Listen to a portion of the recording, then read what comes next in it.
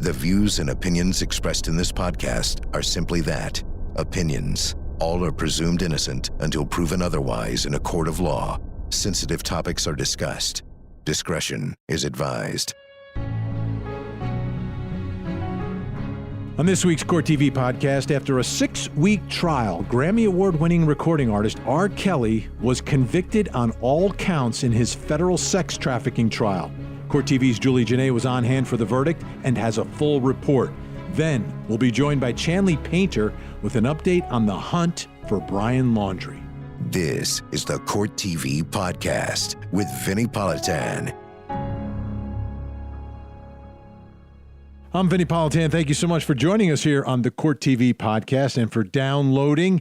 This week, we've got a verdict. You know, it's always a big day at Court TV when a verdict comes down. And most of the time it's late in the week. It's usually on a Friday.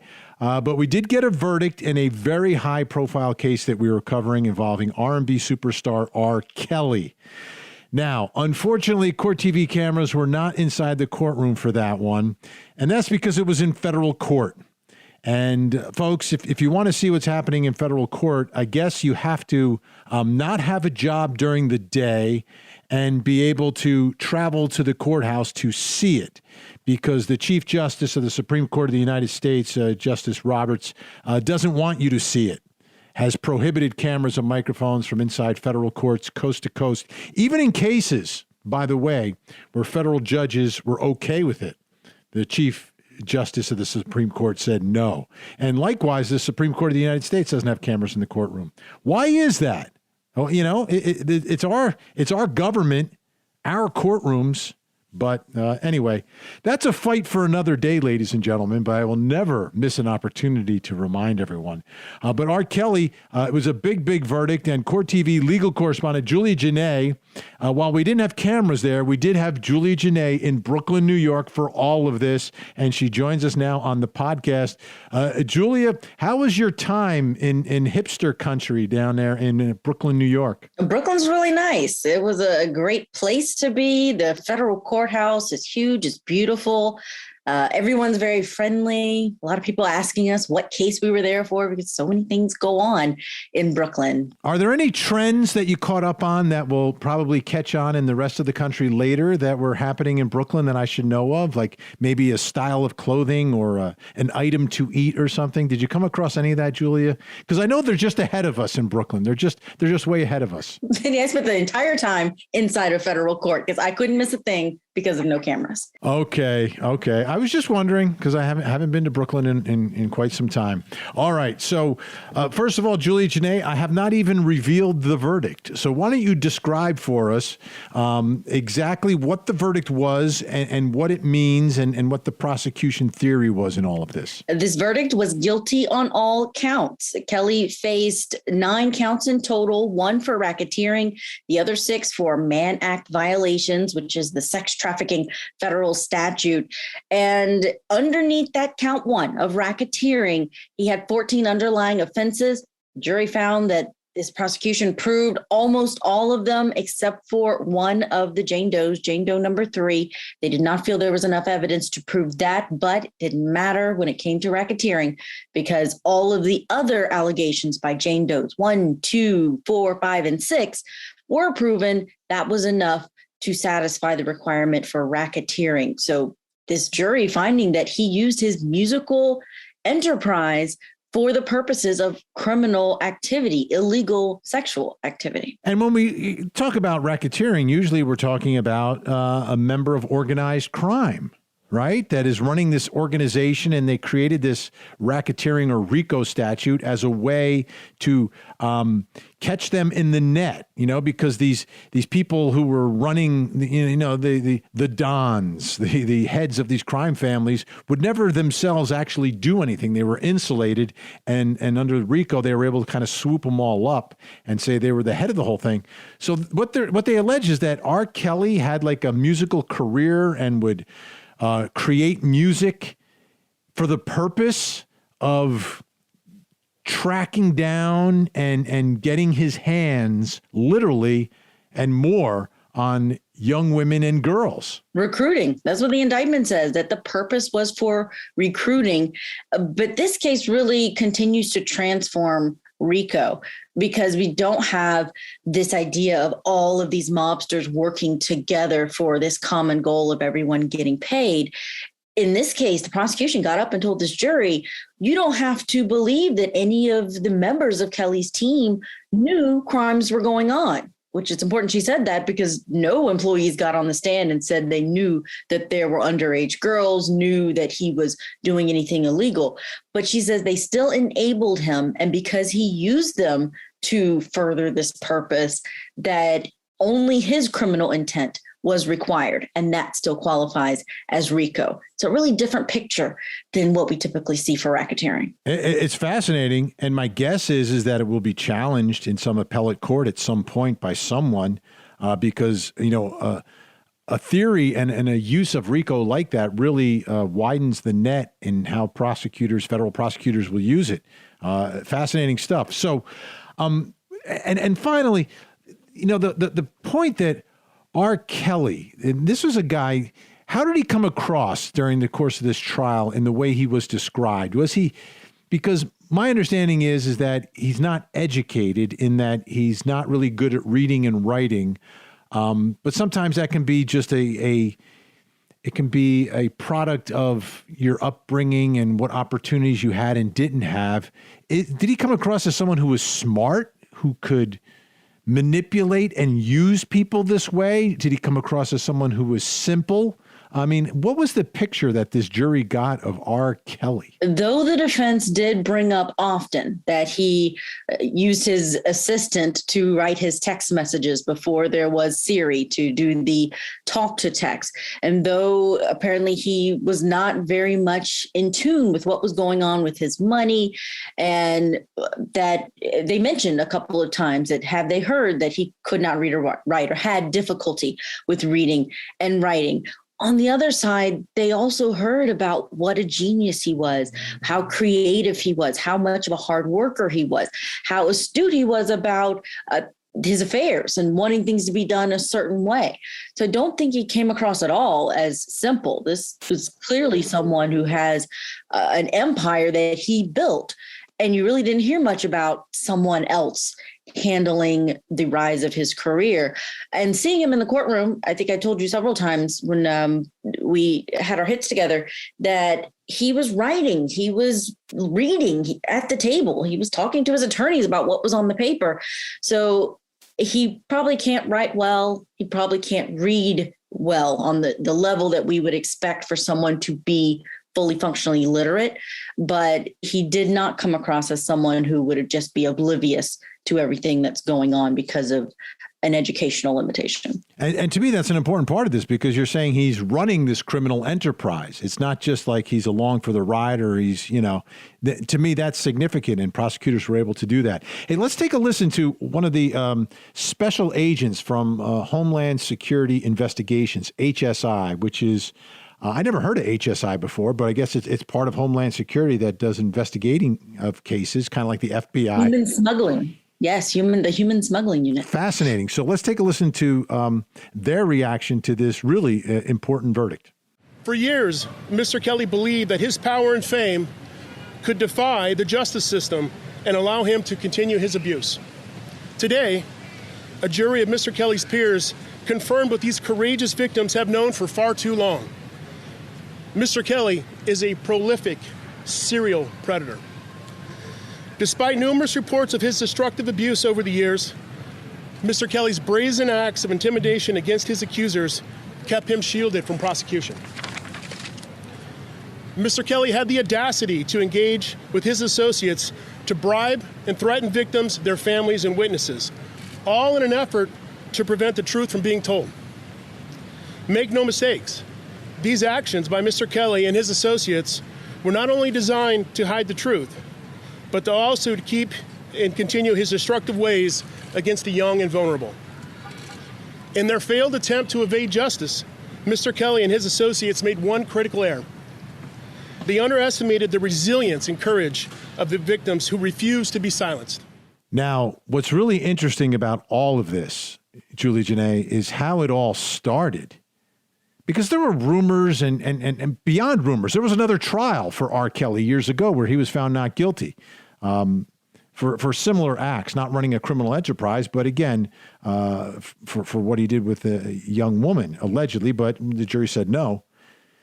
It's that it took a docuseries, Surviving R. Kelly, to motivate prosecutors to move on this. And I don't understand that. That's the part that to me is puzzling here, is that this is something that after the docuseries came out, there's this groundswell, there's noise being made by the public, there's buzz, and everyone's wondering, well, after we watch the series, why hasn't this guy been charged with something?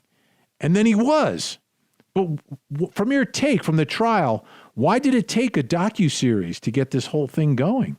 It's like we're beginning to see a trend of when the defendant is powerful, high profile, a celebrity, very rich. It takes more than simply an allegation or two for prosecutors to really move. And we've seen that with the Robert Durst trial, with the Jinx needing to come out before prosecutors moved on arresting him. Harvey Weinstein, it took the New Yorker and New York Times articles coming out before prosecutors decided they're going to fully go after him, even though they had allegations and people coming to them with evidence before that. So we did hear that in the trial. It was really brought up more by the defense. The prosecution sort of skirted around Surviving R. Kelly, didn't really make it a center at all of their case. They didn't ask the survivors about Surviving R. Kelly and their time on it, except for to maybe quench some of the things that they knew were going to come out on cross-examination. But you had the defense saying in their closing arguments, you've heard of Surviving R. Kelly, but really these women and victims were surviving off of R. Kelly. So they really highlighted that and almost wanted to use it as a way to show this jury, you can't believe what the prosecution is saying. It's really just them reacting to this docuseries that everyone else got on the bandwagon, and it's really about money. So that's the challenge when a movie or a documentary comes before the prosecution, is there's the question of, is it just the documentarians that launched this, or is this truly in the interest of justice? Yeah, and I hope prosecutors learn a lesson here, that we're in a different place now, that when people come to you with evidence and allegations, that you have an obligation to actually pursue it. I mean, it was embarrassing what the prosecutor in New York did initially with Harvey Weinstein, because he was scared and he knew Weinstein was powerful and influential and all of that. And to me, that was outrageous. That's not your job. It's irrelevant. Completely irrelevant to making that decision. So maybe with this series of cases now as we go forward, prosecutors won't be so scared or influenced or, afraid to go after someone who's rich and powerful. Guess what? You've got the power of the entire government behind you and all the resources. Try the case. Listen, and if the evidence is there, it's there. This evidence hasn't changed in all these years. It was always there. All right. Sorry about that, Julia. Jumping up on the soapbox a little bit. I want these prosecutors to be a little bit more aggressive, that's all, when in fact there is evidence, and not wait for us in the media to make them try a case. That's not the way it should work. It should be the other way around. They bring the case and we cover it, not we uncover it and then you prosecute it. That's backwards. All right, speaking of the media, Gloria Allred. Gloria and I, she's my former anchor-in-law. Really? Did you know that? Yes, because I used to co-anchor with her daughter, Lisa Bloom, which made Gloria Allred my anchor-in-law. And so she spoke. She's represented some of the accusers here. Let's take a listen to her reaction to this dramatic verdict. In their closing argument, the defense had the nerve to bring up the name of Reverend Martin Luther King Jr. What they failed to mention is that Martin Luther King Jr. said that, quote, "I have a dream that my 4 little children will one day live in a nation where they will not be judged by the color of their skin, but by the content of their character," end quote. That is what the jury did today. Based on the evidence, the jury must have concluded that the defendant, R. Kelly, was no Martin Luther King Jr. Instead, R. Kelly is a sexual predator who is guilty of very serious federal crimes. The defense should be ashamed of even mentioning the name of Reverend Martin Luther King Jr. in any discussion of R. Kelly, a dangerous sexual predator who has harmed so many women and underage girls. That's interesting. Gloria Allred does know how to find those pieces of a case and make a splash and make them resonate. What are your thoughts, Julie Jenaé, listening to what Gloria Allred had to say after this verdict? I can tell you defense attorney Deborah O'Canick, pretty much the lead attorney for Kelly, actually talked to Court TV about people making that comparison, saying that he was not trying to compare R. Kelly to Martin Luther King. What we heard during that opening statement was he told these jurors, as many defense attorneys do when they take jurors back to the Constitution and the American flag and what their purpose is. And he referenced Martin Luther King and what he went through trying to change things and to hold the government responsible. And he also said that these jurors, they don't have to go through what Martin Luther King went through back then in the streets, being jailed and maimed, that they just have to vote not guilty and hold the government to their burden of proof. So that's some of the backstory why the defense was not happy about people saying that they were trying to compare R. Kelly to Martin Luther King. But I think even saying them in the sentence close to each other can bother those who are on the side of the victims in this case. But that was just one of those classic defense attorney moves when they open with something that's very out there in terms of not the case itself, but who we are as Americans. Right. And my guess is that's something that the defense may use often. You know, it could fit into almost any trial. And there are certain go-to things that they have, and I'll give the defense the benefit of the doubt on that for sure. But I know Gloria pounced on it, and Gloria's a great advocate for accusers and victims, and is a very strong voice, and that's what's needed, though. I mean, because for many years, many of these cases, and as we saw here, prosecutors didn't bring charges. And that's because then, it's not enough. We need more. We need more. We just have this accuser here. It's just not. Well, that's why accusers do need someone to advocate for them. Whether there is or is not a civil lawsuit, you still need someone to advocate for you, because it's tough enough being a victim, but then to go through the entire system becomes even more traumatic and troublesome and difficult to navigate. So that's why I appreciate the work of Gloria Allred. Some people like her, some people don't. I think the bottom line is that in our system, people need a voice and a representative to be very strong for you, just like a strong defense attorney. I'll never fault them either. And victims likewise are entitled to that in our system. Speaking of the defense, let's take a listen, because the defense didn't necessarily want to speak afterwards, but the microphones were there. Let's take a listen. Based on the evidence, why should he anticipate this verdict? When you go with the discovery, you saw witness after witnesses giving 3, 4, 5 different versions as to what they said happened here. The government cherry-picked the version that they thought would be a continuation of the narrative that was first put out by Cheryl Mack and Surviving R. Kelly. And they cherry-picked a version and ran with that version. They totally ignore the inconsistencies that all of these witnesses gave in their debriefing. They tried, and I guess they successfully did it, was to massage it. But it's a situation wherein I don't know if I'm more disappointed in the juror's verdict or the government's action in this case. Thank you very much.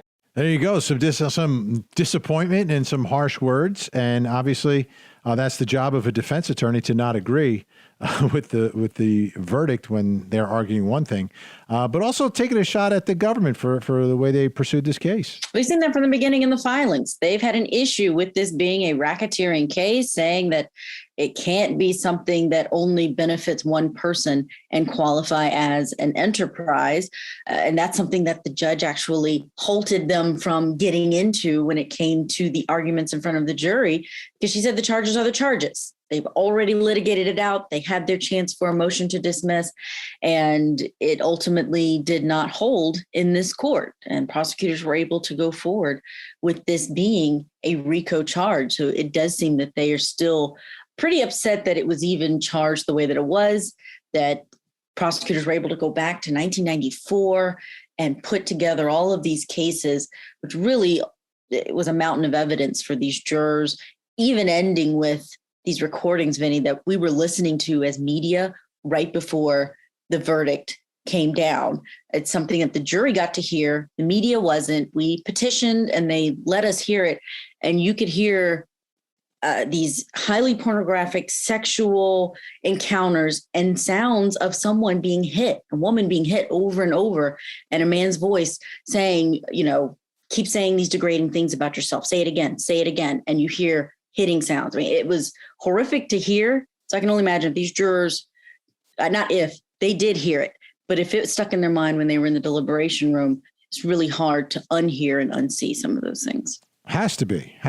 And this is a case too, where I was going in and I was looking at it and I said, is it really a RICO case? But as the evidence came out and we heard, and you told us, what the evidence was and what people were testifying to, and then some of the nature of the evidence, it does make sense. It absolutely makes sense. I think the verdict makes sense as well. So for R. Kelly now, looking forward, there are other cases in other jurisdictions, but this alone could be game over for him, couldn't it? It could be. There could be pleas in the other cases. Could be a dismissal of charges. He faces 10 to life in this case. So will there be a need to go forward in Illinois, the state charges, though there will be cameras in that one if it does go forward, but also a federal case in Illinois and a case in Minnesota. Those are pending. Judge Donnelly set this out for May 4th as the sentencing date. That's 2022. So a lot of time for these other cases to figure out what they're going to do or if they're going to go forward.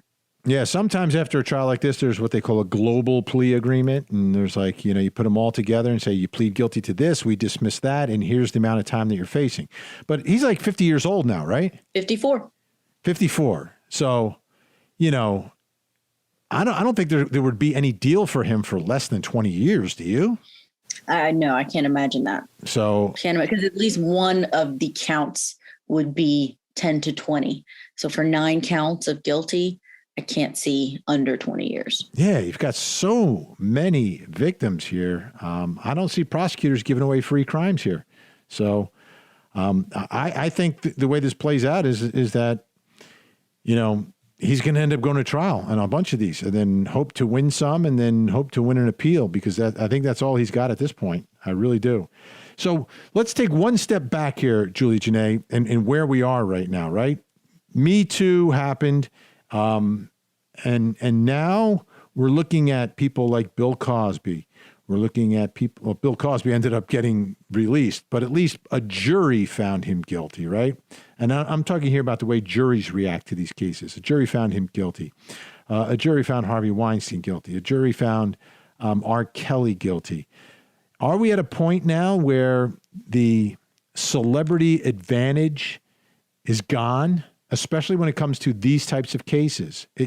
I almost feel like powerful people, and it's really men who are accused of these things, while there is a presumption of innocence, there's not that aura that used to be surrounding celebrities, that they were somehow targets. I think from my perspective, at least, I think the public may look at them a little differently as not being targets, but being in a position of power now. And I really think that has changed the world when it comes to sex crimes and celebrities. I think there is a balancing out. There used to be this untouchable wall where you'd hear the phrase, and we heard it in this trial, they don't need to abuse anyone. They don't need to recruit women. Women are throwing themselves at them. But now there's not that just automatic, oh, well, she must have been asking for it. No, I think jurors absolutely understand that you believe victims. We hear that all the time. And I think jurors understand that you don't automatically dismiss someone's claims and you listen to their stories. And that's what these jurors did. I also want to point out that this wasn't just this jury saying, oh, prosecution, you brought in all these charges and we believe you because you're the prosecution. They struggled over one of the cases, one of the allegations from Jane Doe number 3, that was markedly different than the others. She was someone who said that she was trapped in a room and the door was physically locked. The other Jane Does did not testify to that. She said she was drugged and raped while she was unconscious. Nothing else from the other Jane Does about being drugged, actually being in trouble with Kelly if they smoked or did anything illicit. So it seemed that they were very thoughtful, not just automatically believing what came before them, but going through the elements, and felt that the law and facts matched in 5 of those allegations from the victims, but not for Jane Doe number 3. That's perfect. That's the way the system should work. You know, you judge each case, each incident, each allegation on its own, and you don't give any special credence to someone because they're a celebrity, and you don't necessarily automatically convict them because they're a celebrity. They're just, you know, they should be treated the same way everyone else is. Julie Jenaé, Court TV legal correspondent, great job in Brooklyn, and hope to see you at the mothership real soon here at Court TV. See you soon, Vinny. All right, when we come back, we're going to talk about another case that the nation is talking about. It's the death of Gabby Petito and the search for her boyfriend, Brian Laundrie. That's next.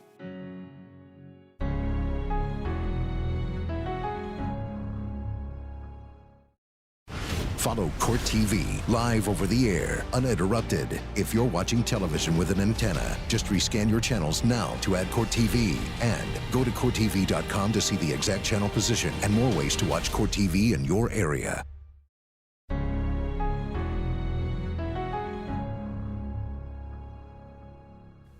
So there are a couple of huge lessons I think we're all learning from the case involving the homicide, the killing of Gabby Petito. And it was really, it's sad. It's a reminder, but I think we can take something away from this incredible tragedy. And number one, it's, to me, and you know, I suspected this all along, but the reality of it really hit. And that's that social media and everything you see on there is like reality television. It's all fake. It's all fake. I mean, if you looked at the video that they posted, that Gabby posted of her and Brian Laundrie as they're traveling across this country for this amazing adventure, you would be so jealous. So incredibly jealous of not only being young and free and seeing all these amazing things, but being in love and sharing it with someone. And it was all fake. It had nothing to do with the truth. And to me, that's one lesson from this. The other lesson, and this one I really, to me, is more surprising. You know, there are people who, and I'm talking about Brian Laundrie now, there are people who spend a lot of time that are so concerned about protecting the environment and Mother Earth, you know? And that's who Brian Laundrie was. He would get really upset if someone drank water from a plastic bottle. And I'm not attacking people who are like that. What I'm attacking is him, who's the hypocrite, who is so concerned about saving Mother Earth. But when the entire nation is looking for his fiancée and the love of his life, he does nothing, says nothing, and runs away and hides. Complete hypocrite. And it makes me really question what those beliefs are about saving Mother Earth and everything else that was going on in Brian Laundrie's life. Because if you don't have it within you to do something and say something to the parents of Gabby Petito, to anyone, to try to help her, then I have no time for you. And it has nothing to do with whether or not you committed a homicide or committed a murder. It's that you were with her, and then you came home without her, and we know that she was found alone, dead, the victim of a homicide in the middle of the desert. And you said nothing, and you helped no one. No compassion, no humanity at all. So I don't even want to hear you and your plastic bottles saving the earth when you won't even do anything to save the woman you said that you loved. Unbelievable. I just had to get that off my chest. Let's get now down to the case. I want to bring in Court TV legal correspondent Chanley Painter. And Chanley, I look at this story And there's two factions of it. There's the investigation into the homicide of Gabby Petito and figuring out exactly what happened to her and who was responsible. And the second part, which is, of course, it's somewhat related and may be completely related, and that's the search for Brian Laundrie, who, according to his parents, went missing, according to the rest of the world, went into hiding. So let's start with the search for Brian Laundrie, and I'm starting there because I think it's important to do that off the top because he needs to be found, because there are a lot of questions that need to be answered that can only be answered through either charges in a trial or him speaking and speaking the truth. So what are your thoughts about where that investigation is and where it's going and how it's proceeding right now? Well, of course, investigators are tight-lipped on any leads they may have, but Brian Laundrie has been missing now, Vinnie, for 14 days. His parents reported him missing September 17th. We have a heavily redacted missing person report from the authorities. The search began at the Carlton Nature Reserve in Northport, Florida. That's where his parents said that he went hiking, left his cell phone, left his wallet at home, and they never heard from him again. So for about 10 to 11 days now, authorities, multi-department, federal, state, local authorities have been pursuing him in this 25,000-acre nature reserve, a very vast, unforgiving, 75% water nature reserve with swamp buggies, alligators, snakes, dive teams, heat-seeking drones, and no sign whatsoever of Brian Laundrie. And that's where we are today. They continue to search there. It's much more scaled down now. The FBI, the lead agent, taking on this manhunt for Brian Laundrie, and no sign of him as of yet, or that they're telling us. Now, the other part of this is there have been different reports from neighbors who said they saw things, and I'm sure investigators are following up on that. But you're getting to the source of this information, the parents. And, I understand a parent is a parent. The love of a parent is unconditional. Regardless of the situation, for the most part, parents will do whatever they can do to protect their child. And in this situation, we know that they've already taken steps to protect him legally, because once Gabby's parents figure out something is terribly wrong here, and this investigation and the search for Gabby began, he already had a lawyer. He did. And that's not on his own. He's not going out and that's him through his parents are getting him legal counsel before there's ever charges, before there's an accusation, when we just have a missing person. So I know that they will do whatever they need to do to protect their child based on that. Right. And he's only a person of interest right now, officially, in the disappearance of Gabby Petito. But even before we knew he was missing, you're right, he has an attorney. His parents have the attorney. They only speak through their attorney. They did speak, the parents, to the authorities to say he was missing, but they aren't speaking to the public. Now, there was a statement released by this attorney last night, Vinnie, that says the Laundrie, Chris and Roberta Laundrie, they don't know where Brian is, but they're very concerned and they hope the FBI locate him. Daily, their house in Northport, Florida, flanked with media from all over the nation and protesters. Even today, people with megaphones shouting at the Laundries when they left their home today, when they returned their home today, yelling justice for Gabby Petito. You are murderers. You're helping your son. That is the life that they are living right now. And at the end of the day, it's self-inflicted, because you may look at it, and I look at it, right, the parents are thrust into the middle of all of this, but the timeline, right? She was living in their house. So she's a member of the Laundrie household before this wild cross-country adventure begins, correct? Yeah, she lived with Brian in the Laundrie home for a while. So Brian and Gabby met in New York, Long Island in high school, moved together to Florida when his parents did, lived there in that home where the Laundries are still today. And in their front yard, people are leaving flowers for Gabby because they know that she lived there. And that was also her home. And the authorities spent an entire day searching the Laundrie home early on in the investigation into Brian Laundrie. took a lot out of that home, and she did live there. So I'm anticipating what, if anything, they found inside the home. And this is my point with, she's a member of the household. Together they leave, two people in one white van. One person returns in that same white van, and that is September 1st, because that's been verified in one of the affidavits that he returned to Florida around 10:30. They have a record of him at 10:30 in the morning, returning in the van. So when he shows up back home without Gabby, the parents on September 1st know that she's not there, not where she's supposed to be, with Brian and with her van.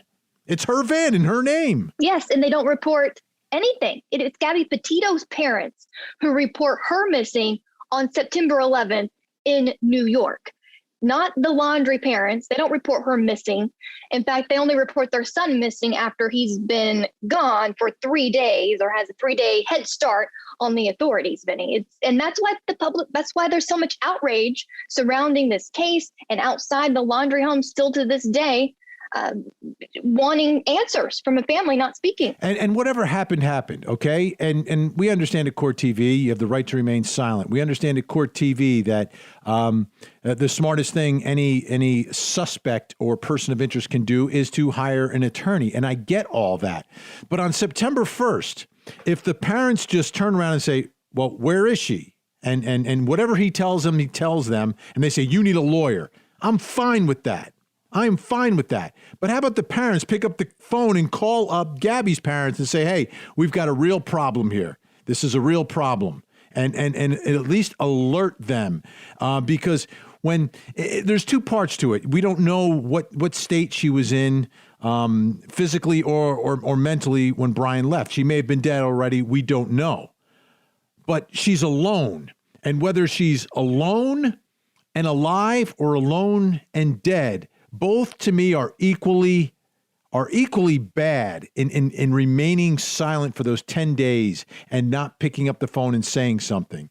And you have to understand at that point, your life has changed and the relationship you have with Gabby's family obviously has changed because of whatever happened between Brian and Gabby. But you have a responsibility, I think, as a parent as well. You know, at the end of my show, Chanley, I say every night, don't forget to hug the kids.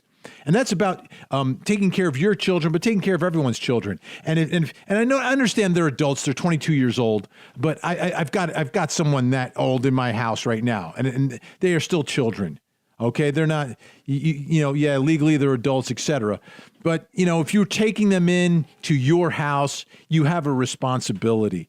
And I think that's what has really irked a lot of people, and what has made this story as big as it is. In addition to all the obvious social media aspects of it. But to me, it's the actions of the Laundrie family that has escalated people's outrage and thirst for justice in this case. Oh, absolutely. If you truly love, they were engaged to be married together for many years. And that's how you would handle a situation if your loved one goes missing or deceased. It just doesn't jive with how people think people would normally behave, Vinnie, in this sort of situation. So there has to be something nefarious going on. Otherwise, they would be out in the media wanting to find Gabby when she was missing. Or it's really odd to me, Vinnie, that Brian Laundrie's parents haven't been out asking for help in finding Brian Laundrie. They've just been silent the whole time, which makes people think that they know more than what they're saying. And the other part of it is when he goes on this hike, like he goes on a hike without his phone, without his wallet, and goes on this hike at the moment that this story and the search for Gabby is breaking around the country. To me, that's, that doesn't make any kind of sense.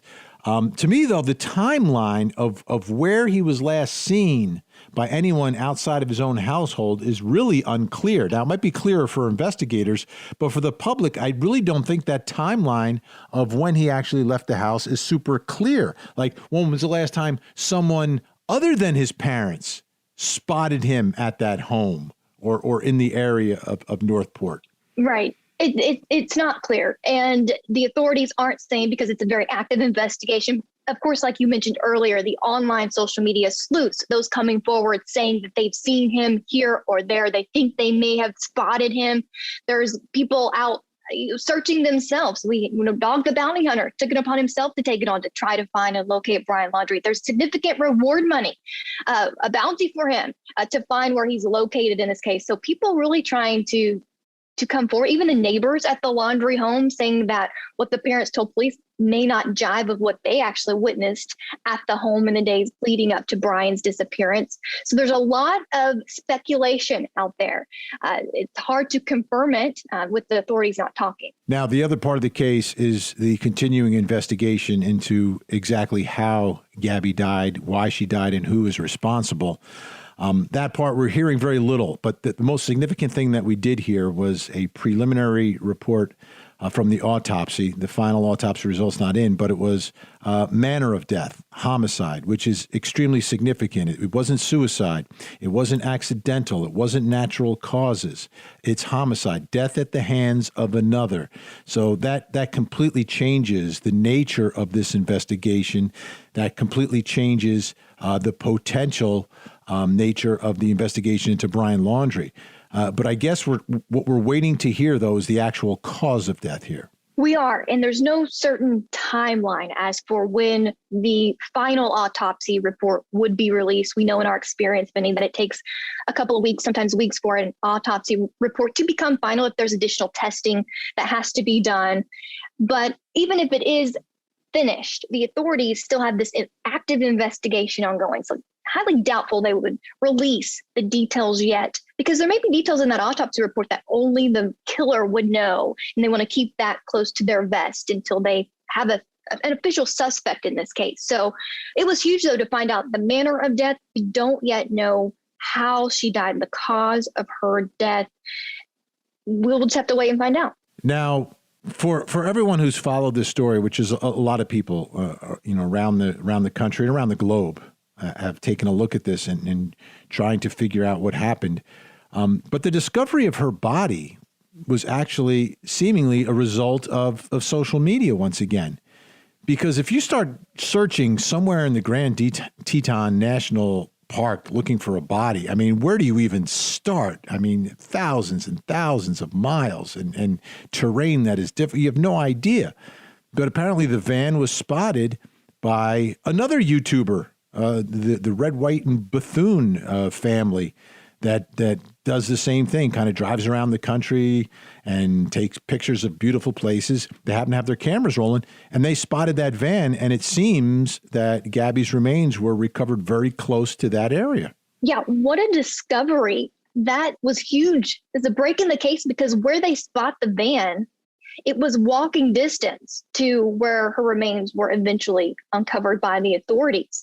Without that, we may still not know where Gabby Petito is to this day. So that is huge, this investigation, and to get to her remains in a timely manner where they could possibly determine more about how she died or when she died. And then that's huge for investigators in this case. And another testament to how social media has really been pivotal in the investigation and the leads for the authorities, and how powerful that can be. And not only social media, but Brian and Gabby, I mean, they were on this trek a long time.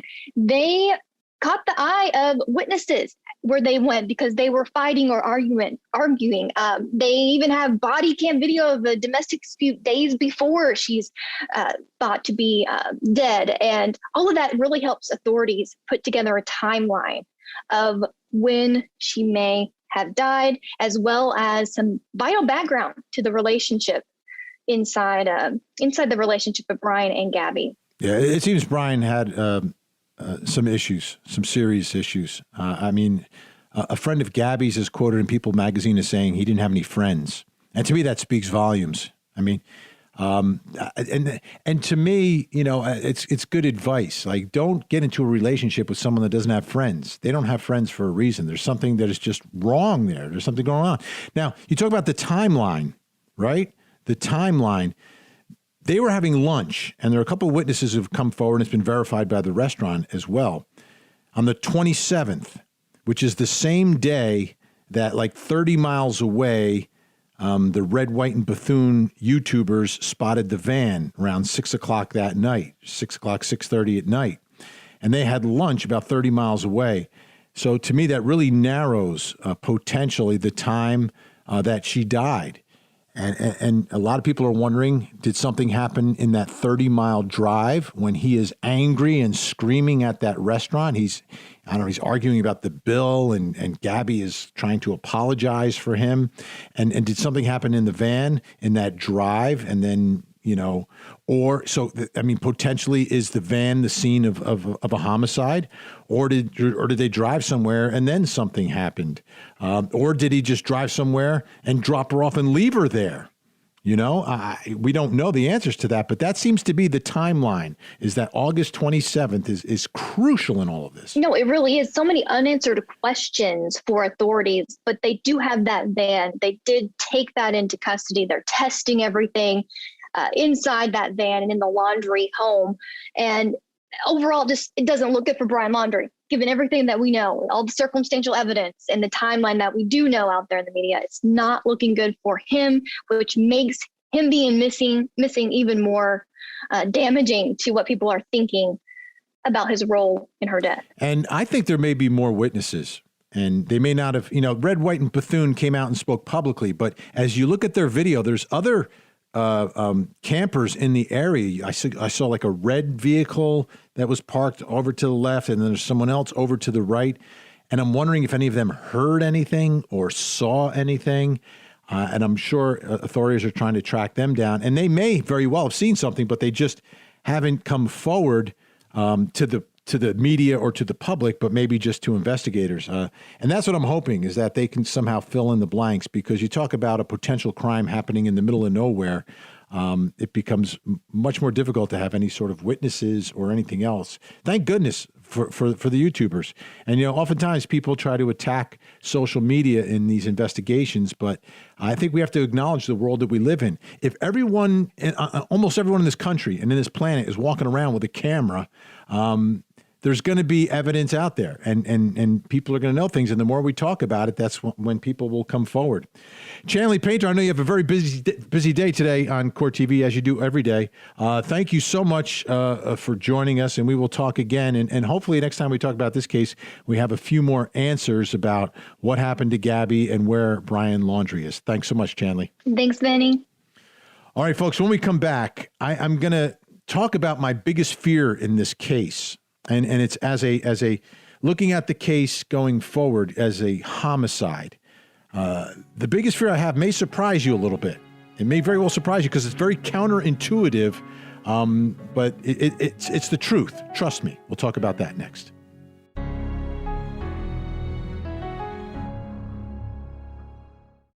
For more Court TV, watch it on cable, over the air, Roku, or go to courttv.com and stream live gavel-to-gavel coverage. Catch up on the big moments from our current cases and relive some of Court TV's most historic trials. Court TV, your front row seat to justice.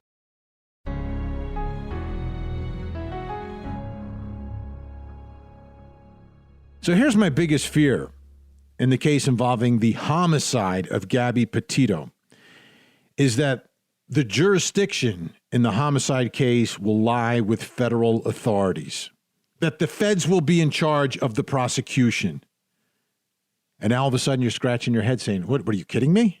I mean, shouldn't we be more confident in a federal prosecution of a case?